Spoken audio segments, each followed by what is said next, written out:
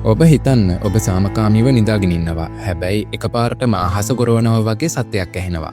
ඒත් ඒ අකුණක් නෙවෙයි මිසයිලයක්. ඊළඟ තප්පරේදී ඔබ දන්නා ලෝකය සම්පූර්ණයෙන්ම වෙනස් වෙලා.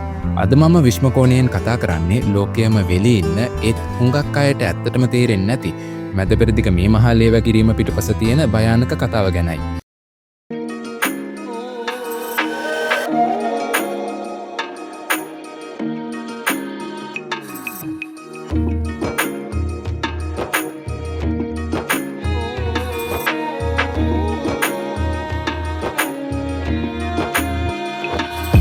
අපි මේ කතාව පටන් ගන්න ඕනේ අදින් නෙවෙයි මීට අවුරුදු 75කටත් එහා පැත්තේ.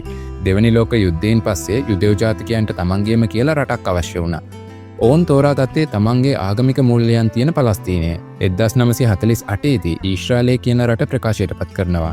ඒත් එතන ප්‍රශ්නයක් තිබුණා. ඒ භූමියේ ඒ වෙනකොට පලස්තීනුවන් පරම්පරා ගණනාවක් ජීවත් වුණා. මේක හරියට ඔබේ ගෙදර සාලයට කවුරු හරි ඇවිත් මේක අද ඉඳන් මගේ කියලා වැටක් ගහනවා වගේ වැඩක්.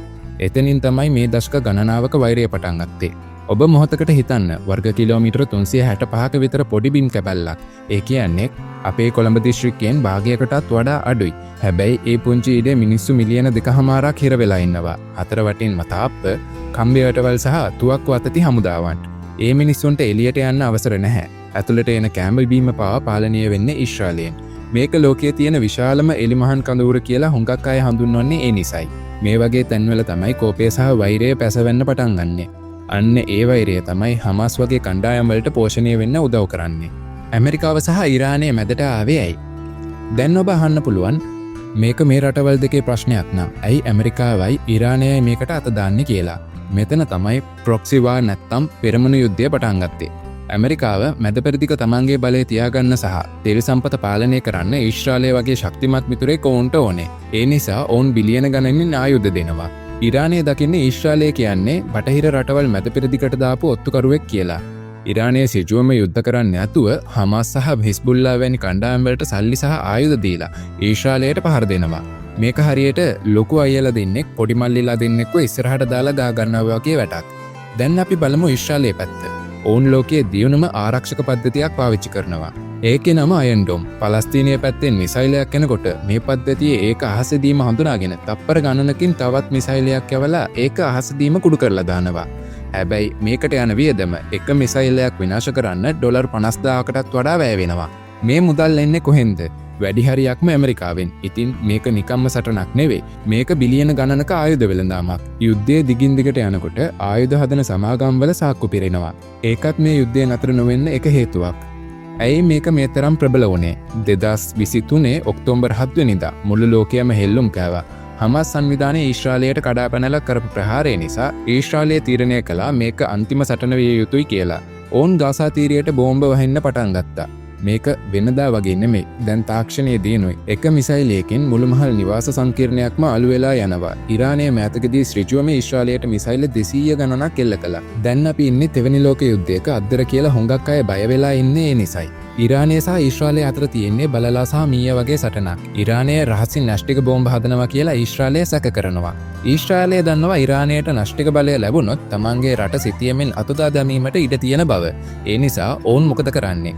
ඉරානයේ ඉන්න ඉහළම විද්‍යාඥයන් රහසිගතව ඝාතනය කරනවා. පසුගිය කාලේ ඉරාන විද්‍යාඥයෙක්ව තමන්ගේ කාර් එක ඇතුළතදීම රොබෝටුවක්කුවකින් මැඩි තියලා මරා දැම්මා. මේවා හරියට හොලිවුඩ් චිත්‍රපට වගේ වුණාට ඇත්තටම සිද්ධ වෙන දේවල්. ලංකාවට මොකද වෙන්නේ? දැන් ඔබ හිතයි මේක වෙන්නේ කොහෙදෝ තියෙන රටවල් වලනේ. අපිට මොකද කියලා. අන්න එතනයි වැරදුනේ. ඔබ හෙට උදේ කඩේට ගිහින් ගන්න සීනි පැකට් එකේ ඉඳන් ඔබේ වාහනයට ගහන පෙට්‍රල් ටික දක්වා හැමදේම මේ යුද්ධයට බලපානවා. මැද පෙරදිග අස්ථාවර වුණත් ලෝකයේ තෙල් සැපයීම අඩාල වෙනවා. එතකොට ලංකාවේ අපිට ආයෙත් පොලිම් යුගයට යන්න වෙයිද කියන බය තියෙනවා. ඒ විතරක් නෙවෙයි. මැද පෙරදිග ඉන්න අපේ අම්මලා තාත්තලා එවන සල්ලි ටික නැති වුණොත් ලංකාවේ ආර්ථිකය සම්පූර්ණයෙන්ම කඩා වැටෙන්න පුළුවන්. මේක අපේ කුස්සියටම බලපාන යුද්ධයක්. අපි කලින් කිව්වා වගේ තෙල් මිල විතරක් නෙවෙයි. තව ලොකු ප්‍රශ්නයක් තියෙනවා. ලංකාව කියන්නේ ණයබරින් මිරිකලා ඉන්න රටක්. ලෝකයේ මේ වගේ යුද්ධයක් ඇති වෙනකොට ලෝක බැංකුව සහ ජාත්‍යන්තර මූල්‍ය අරමුදල වගේ ආයතනවල අවධානය ලංකාව වගේ රටවල් වලින් ඉවත් වෙලා මේ යුද්ධවලට යොමු වෙනවා. එතකොට අපිට ලැබෙන්න තියෙන ආධාර පවා පමා වෙන්න පුළුවන්. ඒ වගේම රතු මුහුදේ හතිව් සටන්කාමින් නැව්වලට පාර දෙන නිසා යුරෝපයට යන නැව්වලට ලංකාව මගහැරලා අප්‍රිකාව වටෙන් යන්න සිද්ධ වෙනවා. එතකොට කොළඹ වරායට ලැබෙන ආදායමත් හීන වෙලා යනවා. මේක දම්වලක් වගේ එකකට එකක් බැඳලා තියෙන විනාශයක්. මම වීඩියෝ එක ඉවර කරන්න කලින් ඔබට හිතන්න යමක් ඉතිරි කරලා යන්න.